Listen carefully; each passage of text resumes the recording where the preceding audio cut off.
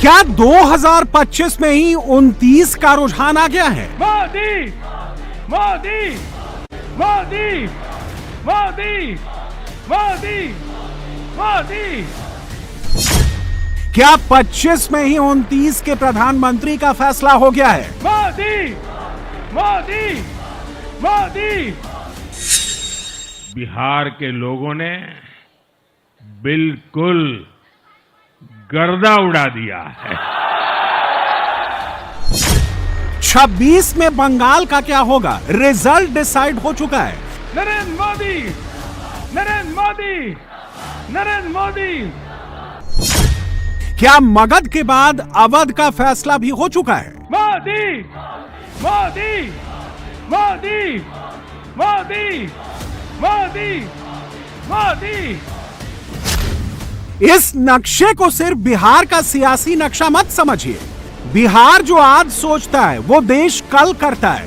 इसलिए इस मैप में 29 तक की पूरी सियासी पिक्चर छिपी है और मोदी ने आज ही इसका हिंट दे दिया है। बिहार ने बंगाल में भाजपा की विजय का रास्ता भी बना दिया है। माननीय प्रधानमंत्री जी का स्वागत करें, अभिनंदन करें। 24 के बाद Modi election to election travel कर रहे हैं, तेजी से 29 की ओर मूव कर रहे हैं। नरेंद्र मोदी नरेंद्र मोदी नरेंद्र मोदी। मोदी ने महाराष्ट्र, हरियाणा के बाद दिल्ली जीता और दिल्ली के बाद बिहार में क्लीन स्वीप किया। इसके बाद मोदी का विजय रथ पश्चिम बंगाल से यूपी होते हुए तमिलनाडु की ओर ट्रेवल करेगा। 24 के बाद मोदी का परफॉर्मेंस लोकसभा के हिसाब से कैलकुलेट कीजिए। महाराष्ट्र में 48, हरियाणा की 10, दिल्ली की 7 और बिहार की 40 सीटों पर मोदी लीड ले चुके हैं। कुल 105 सीट होती है। अगले 2 साल में 42 लोकसभा सीट वाले पश्चिम बंगाल, 80 सीट वाले यूपी और 39 सीट वाले तमिलनाडु में इलेक्शन है। यानी मोदी अगले 2 साल में 161 सीटों का इम्तिहान भी क्लियर कर चुके होंगे। बिहार की जीत के बाद लड़ाई बंगाल और यूपी की कतई नहीं बची है। विरोधियों को आगे अब 29 की वो लड़ाई दिख रही है जो मोदी जीत रहे हैं। बिहार की 200 प्लस सीटें मिलने के बाद अभी से 29 की 300 प्लस का कैलकुलेशन शुरू हो गया है। आज की इस विजय ने भाजपा कार्यकर्ताओं को केरला, तमिलनाडु, पुडुचेरी, असम और पश्चिम बंगाल में भी नई ऊर्जा से भर दिया है।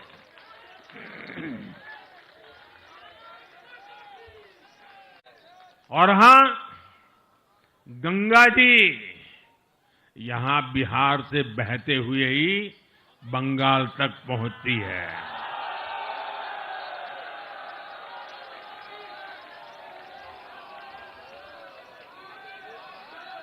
बिहार ने बंगाल में भाजपा की विजय का रास्ता भी बना दिया है।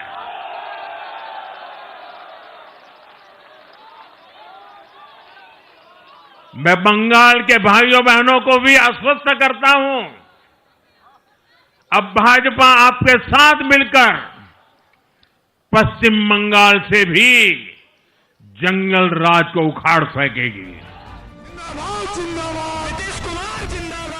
बिहार में सिर्फ नीतीश का टेस्ट नहीं हुआ है, बिहार में सभी नेताओं का टेस्ट हो चुका है। बिहार में राहुल गांधी बहुत छोटी पार्टी हो गए हैं, नंबर्स में ओवैसी से सीधी टक्कर हो रही है। बिहार में लालू की लालटेन बुझ चुकी है, पीके का बस्ता गोल हो चुका है, तेजस्वी का नंबर भी ऑल टाइम लो के आसपास पहुंच गया है। मोदी के सामने विरोधियों का ग्राफ जिस तेजी से नीचे गया है, उसमें 2029 की पिक्चर क्लियर दिख रही है। 2024 लोकसभा चुनाव में महागठबंधन को 62 सीटों पर लीड मिली थी, लेकिन यह लीड 2025 आते आते 40 से नीचे रह गई है। तेजस्वी 2024 में 36 सीटों पर आगे थे, उनका नंबर 25 पर आ गया है। राहुल गांधी 12 सीटों पर बढ़त बनाए थे, वो 6 सीटों पर सिमट गए हैं। देश के महानगरों से देश के ग्रामीण इलाकों तक, देश के फाइनेंशियल सेंटर से टियर 2 और टियर 3 शहरों तक, देश की नारी शक्ति से देश के फर्स्ट टाइम वोटर्स तक, हर वर्ग, हर जाति, हर समुदाय, हर क्षेत्र ने एनडीए को अपना विश्वास, अपना आशीर्वाद दिया है और लगातार अपना आशीर्वाद दे रहे हैं।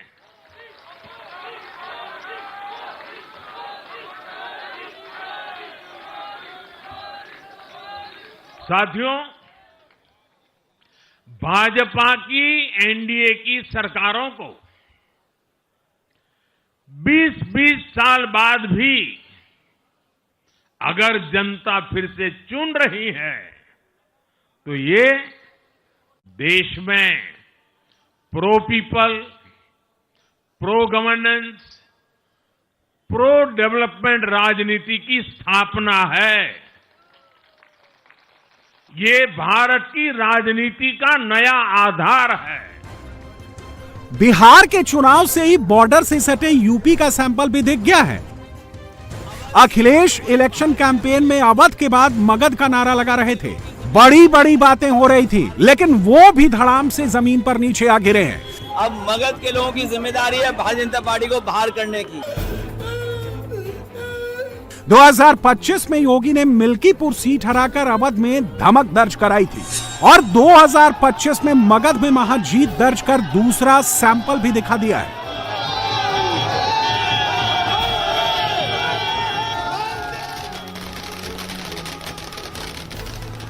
इसलिए कल तक जो नारा अखिलेश पटना, सीवान, सीमांचल में दे रहे थे, वो ही नारा बीजेपी दे रही है, बस उसका एंगल बदल गया है। फुल वॉल्यूम में मगध के बाद अवध की चर्चा हो रही है। समाजवादी पार्टी का राजनीतिक भविष्य आज के रिजल्ट के बाद पूरी तरह से अंधकारमय हो गया। वह बिहार में कह रहे थे कि हम अवध में हराए हैं और मगध में हराएंगे, और हम कह रहे हैं हम मगध भी जीत गए हैं, अवध और यूपी जीतने जा रहे हैं 2027 में। इंडिया अलायंस दिल्ली हरियाणा में अलग लड़कर देख चुका है, इंडिया अलायंस बिहार और महाराष्ट्र में एक साथ लड़कर भी देख चुका है, लेकिन हर बार मोदी ही विनर साबित हुए हैं। बिहार में अलायंस मोदी से कम खुद ही ज्यादा लड़ता रहा और आपस में लड़ते लड़ते हार भी गया। मैंने पहले भी इसी मंच से कांग्रेस के सहयोगियों को चेताया था। मैंने कहा था कि कांग्रेस एक लायबिलिटी है, कांग्रेस एक ऐसी परजीवी है जो अपने सहयोगियों के वोट बैंक को निगलकर अपनी वापसी करना चाहती है। इसलिए कांग्रेस से सावधान रहने की जरूरत उसके सहयोगियों को भी है। आज बिहार में आरजेडी को सांप सूंघा हुआ है, और जैसे मैंने बिहार चुनाव के समय कहा था, बहुत जल्द दोनों का झगड़ा अब खुलकर सामने आने वाला है। मोदी, नरेंद्र मोदी, मोदी, मोदी, मोदी, मोदी। 2029 में मोदी फिर से की बात यूं ही नहीं हो रही है। 2029 में मोदी ही जीतेंगे ऐसे ही नहीं कहा जा रहा है। दरअसल पैन इंडिया मोदी ही सबसे पॉपुलर लीडर हैं। मोदी, मोदी, मोदी, मोदी। महाराष्ट्र, हरियाणा, दिल्ली के बाद बिहार में यह बात साबित हो गई है। राहुल गांधी सबसे ज्यादा हारने वाले नेता हैं, यह बात भी बिहार में प्रूव हो चुकी है। चुनावी हार के मामले में राहुल गांधी सेंचुरी के आसपास पहुंच गए हैं। बिहार में उन्हें 95वीं हार मिली है। 2014 से पहले राहुल गांधी की हार का नंबर 33 था। मोदी के आने के बाद 11 साल में राहुल गांधी को 62 इलेक्शन में डिफीट मिल चुकी है। हार जीत को सिर्फ बिहार के एंगल से गिने तो बिहार में मोदी ने कुल 15 रैली और 1 रोड शो किए, कुल 115 सीटें कवर की। एनडीए को 90 पर जीत मिली है। मोदी का स्ट्राइक रेट 78% का रहा है। राहुल ने बिहार में 15 रैली के जरिए 86 सीटें कवर की। इनमें से महागठबंधन को सिर्फ 11 सीटों पर जीत मिली। राहुल का स्ट्राइक रेट 13% रहा है। कांग्रेस देश के अनेक राज्यों में सालों से सत्ता से बाहर है। बिहार में 35 साल, गुजरात में 30 साल, यूपी में भी करीब 4 दशक और पश्चिम बंगाल में करीब 5 दशक से कांग्रेस की सरकार लौटी नहीं है। साथियों, पिछले 3 लोकसभा चुनावों में कांग्रेस 3 अंकों की संख्या तक पहुंच नहीं पाई है। 2024 के लोकसभा चुनाव के बाद, मैं 24 के बाद की बात कर रहा हूं, 2024 के लोकसभा चुनाव के बाद देश के 6 राज्यों में विधानसभा चुनाव हुए और इनमें भी कांग्रेस 100 सीटों का आंकड़ा पार नहीं कर पाई है। 6 की, मैं 6 विधानसभा की बात कर रहा हूं। और आज ही के दिन सिर्फ एक चुनाव में हमारे जितने विधायक चुने गए हैं, कांग्रेस पिछले 6 चुनावों में 6 चुनाव में उतने विधायक जीत नहीं पाई। बिहार के टेस्ट में सिर्फ तेजस्वी फेल नहीं हुए हैं, राहुल गांधी ही सिंगल डिजिट में नहीं पहुंचे हैं। बिहार में यूपी और अखिलेश का टेस्ट भी हो गया है। कैसे, जान लीजिए। बिहार में तेजस्वी एमवाई को सबसे स्ट्रांग वोट बैंक मान रहे थे। इसी वोट बैंक को बचाने के लिए अखिलेश फुल फोर्स के साथ मैदान में उतरे थे, लेकिन अखिलेश के कहने पर न यादवों का वोट तेजस्वी के फेवर में गिरा, न मुसलमान वोटर राहुल तेजस्वी के साथ गया। अखिलेश जैसा ही एक सैंपल टेस्ट बीजेपी ने भी बिहार में किया। दर्जनों सीट पर योगी को मैदान में उतारा और जो रिजल्ट टैली सामने आई है उसे अखिलेश बार बार देख रहे हैं। बिहार में योगी ने कुल 1 रोड शो और 32 रैली की। इनमें से 30 सीट पर एनडीए को जीत मिली है। योगी का स्ट्राइक रेट 91% रहा है। यूपी और बंगाल के लिहाज से सबसे बड़ा झटका बिहार से मुसलमान वोट को लगा है। यह झटका इतना बड़ा है कि बिहार के इलेक्शन मैप का अखिलेश और ममता बनर्जी दोनों बार बार एनालिसिस कर रहे हैं।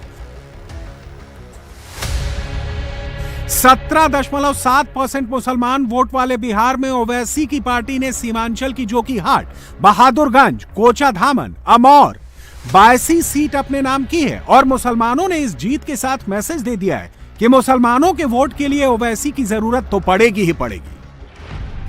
ओवैसी ने बिहार में 2 बार प्रूव कर दिया है कि उनसे बड़ा मुस्लिम लीडर खित्ते में दूसरा नहीं है और यह मैसेज यूपी बंगाल तक डिलीवर हो चुका है। एक पुरानी कहावत है, लोहा लोहे को काटता है।